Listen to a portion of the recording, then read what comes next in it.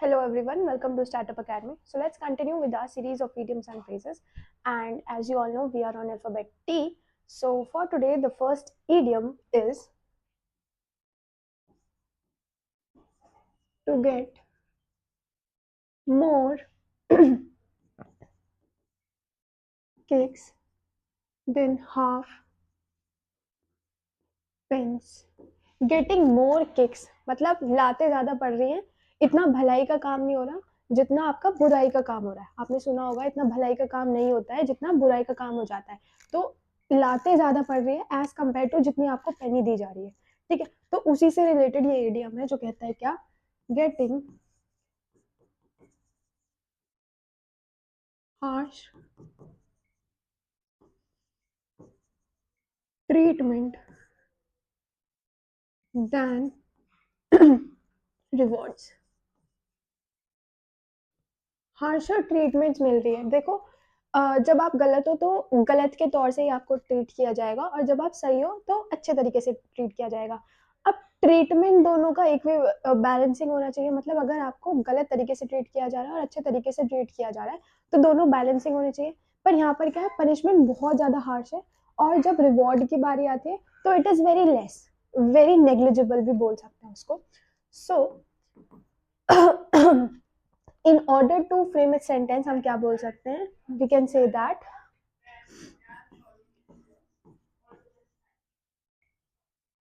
as a manager he always gets more kicks than half pence. From whom? From his demanding boss. ठीक है, तो it says that getting more kicks than half pence. तो bosses जो होते हैं वो बहुत ज़्यादा डिमांडिंग होते हैं.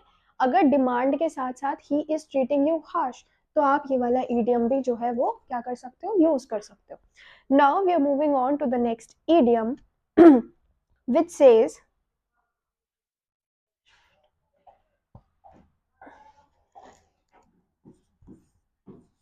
go scot free. Means go without punishment. या तो बिना पनिशमेंट के चले जाओ, या फिर बहुत ही ज्यादा अगर माइल्ड पनिशमेंट मिलती है, स्लाइट पनिशमेंट. स्लाइट, अगर स्लाइट पनिशमेंट मिल रही है तो इसको आप बोल सकते हो क्या, slap on wrist. Slap on wrist. ठीक है, तो ये दोनों थोड़े रिलेटेड थे तो दोनों सोचा साथ ही कराते. Now what we can say is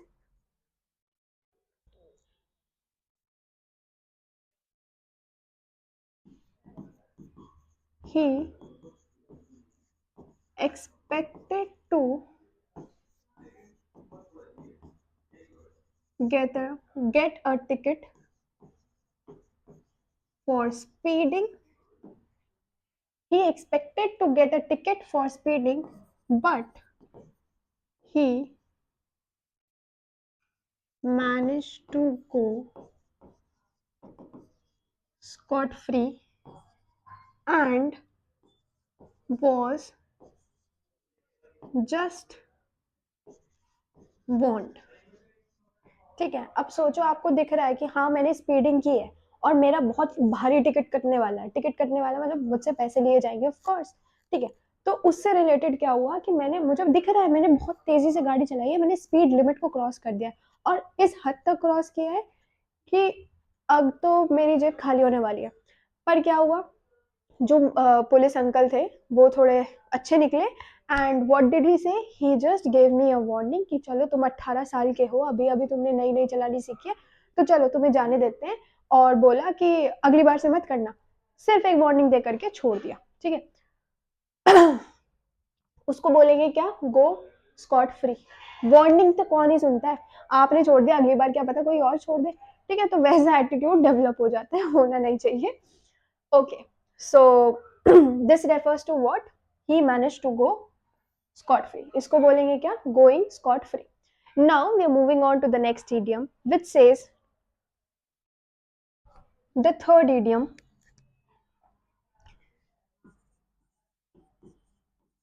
to hammer out. To hammer out का मतलब होता है arrive at an agreement.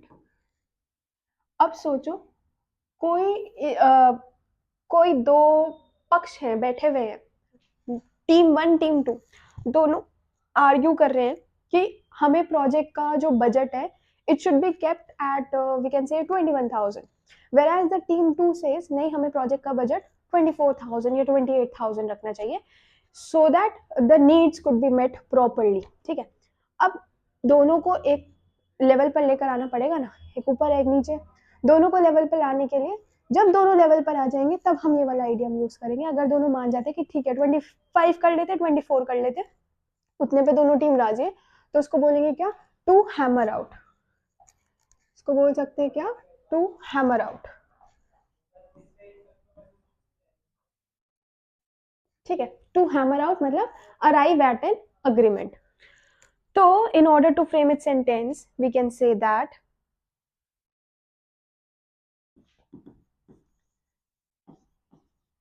the team hammered out a plan to meet the tight deadline.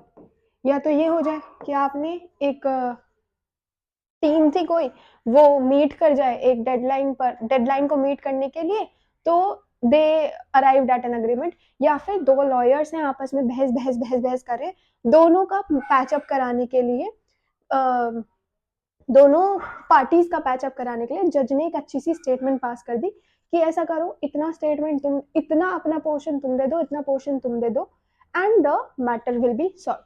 तो मोस्ट ऑफ द टाइम क्या होता है, in few of the cases जो hammer out situation होती है यूजुअली डील हो जाती है, क्योंकि दोनों पार्टीज जो है वो कई दफा सहमत हो जाती है एक दूसरे से। ठीक है, तो उसको लेकर के you can understand.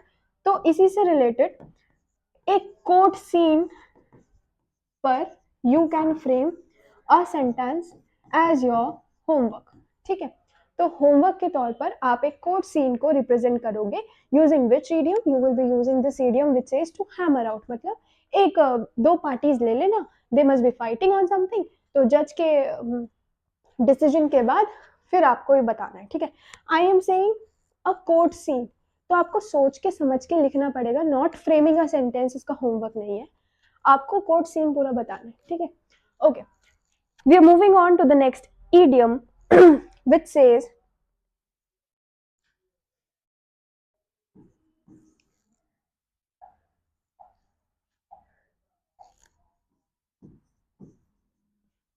to have nodding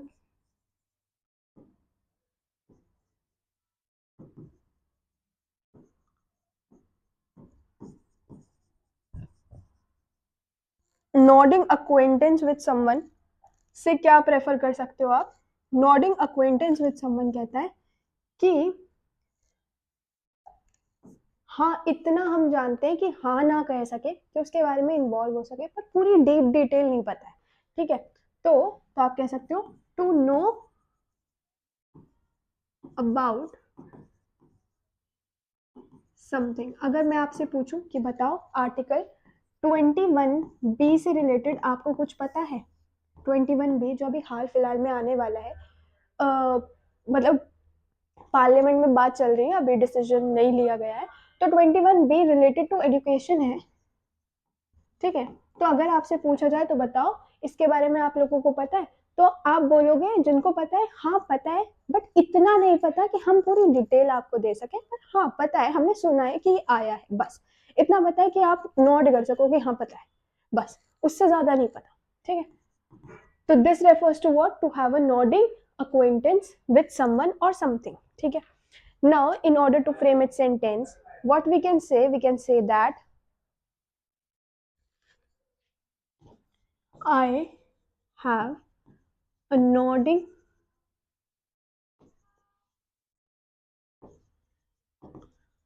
acquaintance with Spanish.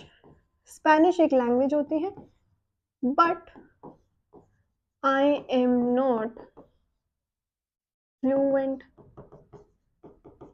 हम फ्लुएंट नहीं है, हमें इतनी आती है कि हाँ हम समझ लेते हैं, पर इतनी नहीं आती, इतनी नहीं आती कि हम बिल्कुल ही फ्लुएंट हो जाए उसके साथ। ठीक है, तो उसको बोलेंगे क्या? I have a Nordic acquaintance with Spanish, which is a language, but I am not fluent.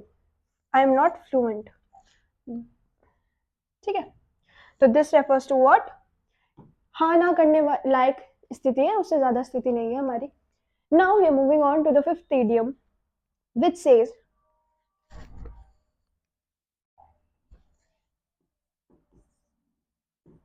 to have a yen। आपने वो स्थिति सुनी है जब होता है काश, काश मेरा बहुत मन कर रहा है, बहुत मन कर रहा है, काश काश काश।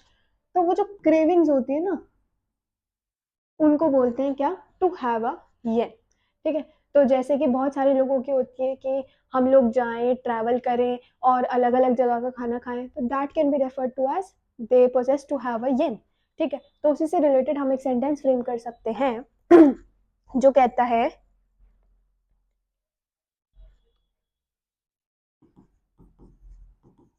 he had a yen for learning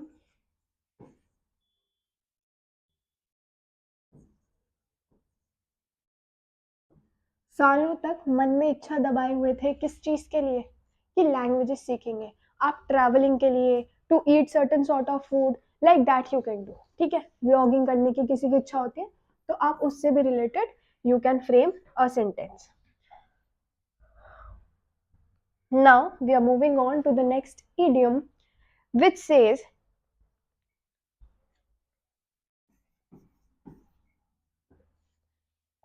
to his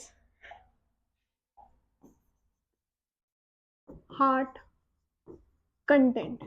to his heart content का मतलब होता है क्या? जब तक दिल ना भरे, मतलब जी भर के जिसे बोलते हैं, जी भर के। ठीक है, या फिर as much as he wanted to, जितना चाहे उतना, उसको बोलेंगे क्या? to his heart content। in order to frame its sentence we can say that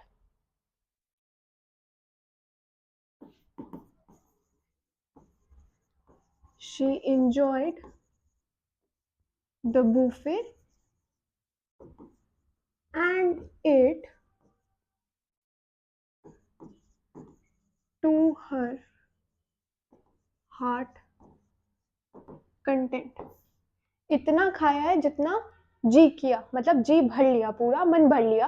तो जब तक मन नहीं भरता, जब तक तब तक वो काम क्या करो, करते रहो जब तक मन नहीं भर रहा। Now we are moving on to the next idiom। Okay, moving on to the next idiom, which says to hold a brief for। Holding a brief for को आप कह सकते हो क्या? To argue for. अगर किसी चीज के लिए आर्गुमेंट किया जाए, आर्ग्यू फॉर या फिर सपोर्ट में, तो उसको बोल सकते हैं क्या? कि to hold a brief for. और सबसे ज्यादा आर्ग्यू हमें पता है कहाँ होता है? कोर्ट में होता है। तो related to that we can frame a sentence which says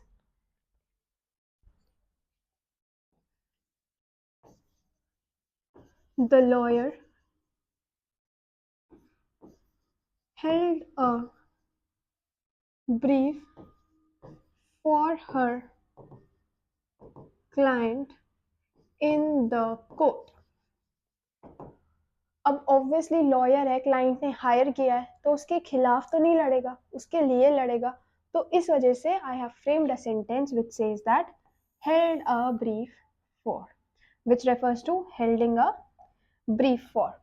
Now we are moving on to the next idiom which says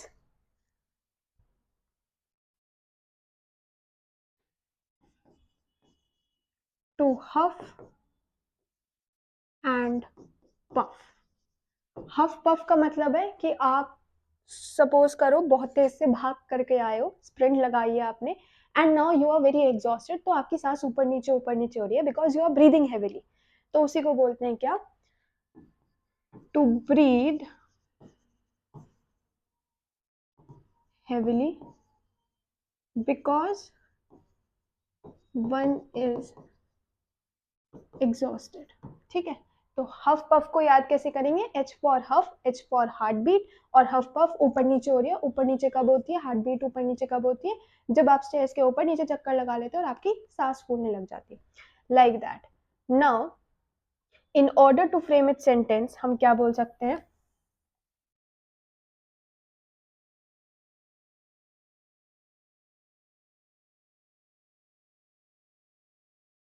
okay, in order to frame its sentence, what we can say that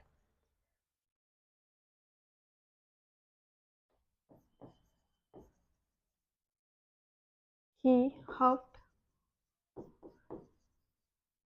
puffed up the stairs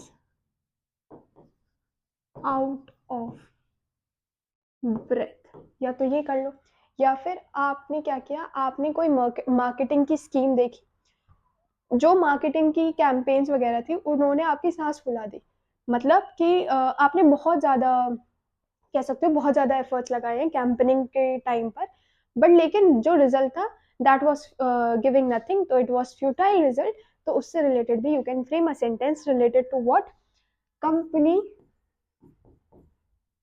and its campaign. ठीक है, तो जब company और campaign से related आप sentence frame करोगे तो उसका फ्यूटाइल रिजल्ट दिखा देना, या फिर हफिंग पफिंग करना बहुत ज़्यादा इंपॉर्टेंट था कंपनी को प्रॉफिट दिलाने के लिए ड्यूरिंग द फाइनेंशियल क्राइसिस, या फिर आप कह सकते हो कि हफ पफ किया कंपनी मार्केटिंग कैंपेन के दौरान, इसी वजह से कंपनी आज इतनी अच्छी सक्सेस कर रही है। तो 3 sentences you can frame on the company and its success rate और द फेलियर रेट और what ever you want. Now हाँ, sometimes what happens is to huff puff it is written, to huff puff it is written, but most of the time what you will see is ये जो and होता है ये missing रहता है। तो some if you see and, put and in your sentence, but if you don't, you just try to omit it. Now we are moving on to the 9th idiom which says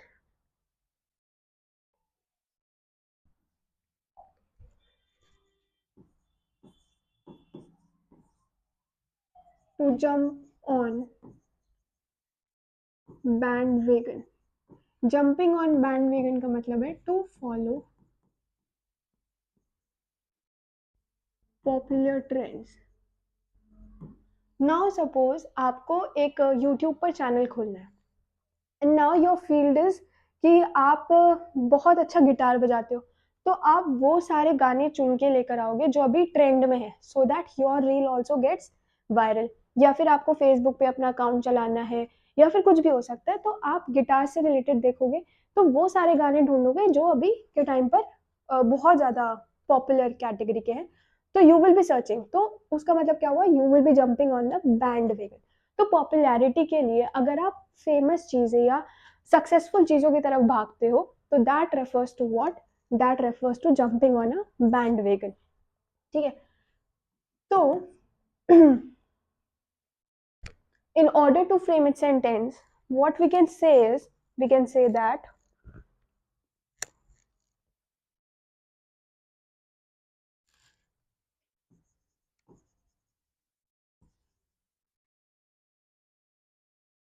many companies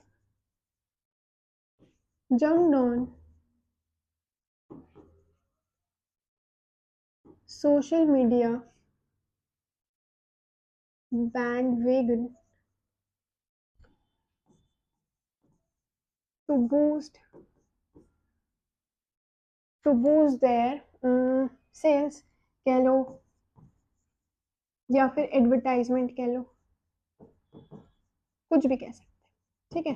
तो ये तो हम सबको पता ही है क्या, कि जो आजकल लोग हैं,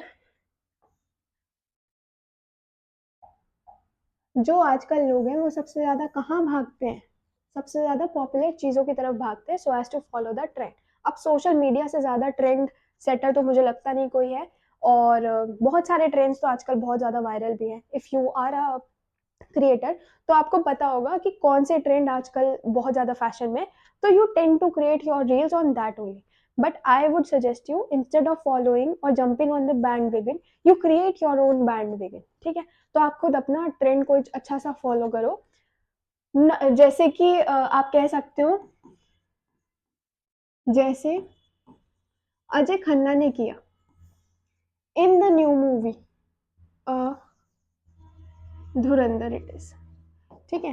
तो that trend has been set by him, now everyone will be making a reel on that trend so as to gain popularity, but the trend is already set, so that refers to jumping on the bandwagon. So you can understand with this also, and there are various other जो gaming zone जो gamers हैं बहुत सारे, तो उन्होंने game खेलते time तो नहीं सोचा था ना कि हम लोग इतने पॉपुलर हो जाएंगे कि आने वाली जो कह सकते हैं आने वाली जो लोग हैं, दे would be following us for playing so good, और वो भी क्या game, video game.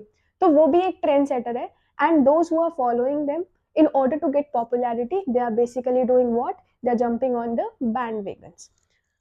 Also this is your important pyq, not pyq, this is an important one, तो आप इसको mark कर लेना important. Now we are moving on to the 10th idiom which says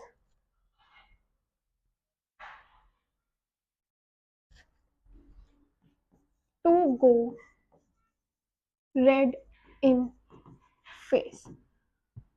ध्यान से सुनना, इसके अंदर बहुत सारे इडियम्स हैं जो ऑलरेडी इंक्लूडेड है, most of them also belong to your PYQ questions, तो वो आधे यहीं से सॉल्व हो जाएंगे। ऑल्सो थोड़े बहुत ही मीनिंग थोड़े डिफरेंस है, but mostly it is same, जिसका मतलब क्या होता है, फील एम्बैरेस्ड। अगर आप एम्बैरेसमेंट, शर्मिंदा, थोड़ी थोड़ी शर्म आ रही है, तो अगर ये सब चीजें फील कर पा रहे हो तो your face is going red. जरूरी नहीं है कि आप रेड कर रहे हो तो you are always blushing, no, you are always red, it doesn't mean that you are always angry. Red का मतलब यहाँ पर थोड़ा डिफरेंट होता है, ठीक है। पर्पल का मतलब एक टाइम पर मैंने बताया था शायद पिछली वीडियो में, it refer to what, it refer to your aggressive state. Now feeling red का मतलब हुआ you are feeling embarrassed. So what we can say is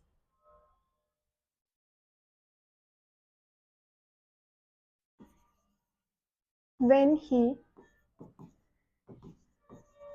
tripped on stage, he his face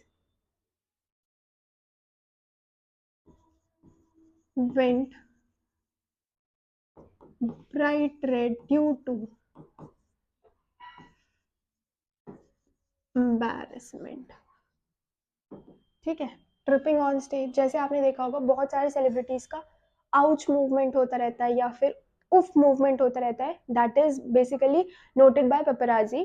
तो अगर वो चीज आपको देखने के लिए मिलती है तो on that only I have framed a sentence.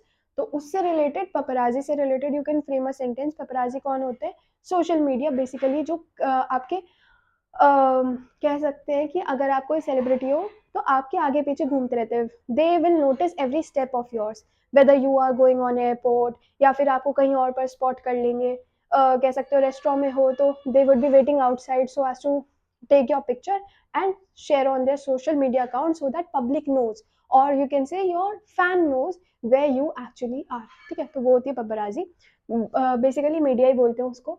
Now हाँ, went bright red due to embarrassment, ठीक है। So this refers to your idiom. अब इसी से रिलेटेड जो बहुत सारे इडियम्स हैं, those are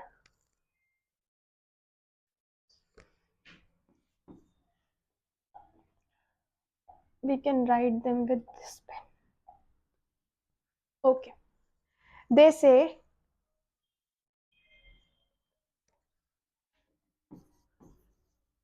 to have eggs on one's face, या फिर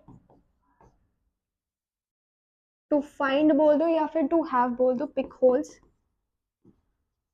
मतलब जो लोग कमियां देखते हैं, कमियां ताकते रहते हैं दूसरों में, उनके लिए आप ये एडियम यूज कर सकते हो। और कमियां भी क्यों देखते हैं? ताकि उनको शर्मिंदा कर सके। तो अल्टीमेटली मीनिंग कहाँ जा रहा था? अल्टीमेटली मीनिंग यहीं पर जा रहा था, ताकि आपको आपके अंदर कमियां निकाल सके और आपको एम्बैरेस फील करा सके। देयरफॉर टू पिक होल्स, या फिर आप कह सकते हो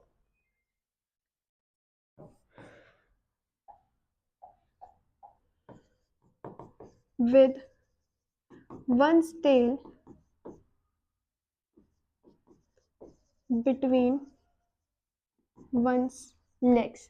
अगर आप छुप करके बैठे हुए हो, जो टेल फ्लॉन्ट करनी चाहिए, अगर वो ही आपने छुपा ली, तो मतलब you are embarrassed of something. तो उससे भी रिलेटेड का मतलब क्या है? Feeling embarrassed. या फिर आप कह सकते हो क्या?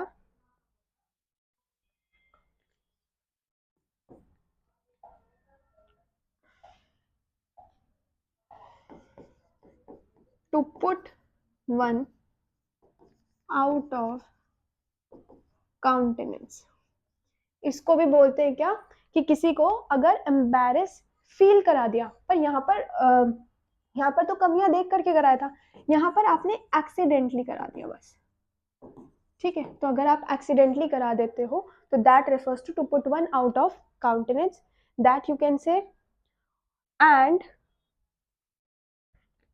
एक और है जो कहता है want to curl up and die। इतना शर्मिंदा महसूस कर रहे हैं कि अब तो बस मर जाने का जी चाहता है। वो कहता है क्या? want to curl up and die। that refers to again feeling embarrassed to certain extent।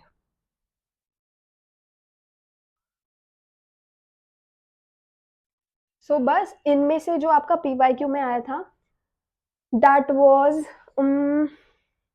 this one, this belongs to your PYQ and the chances are of this one। तो you can mark these important। वैसे तो सारे ही important है, but there are certain जिनको हम important की category में रख सकते हैं, so that when you are revising you just need to go through these। ठीक है, तो this was all for today। Thank you and keep watching।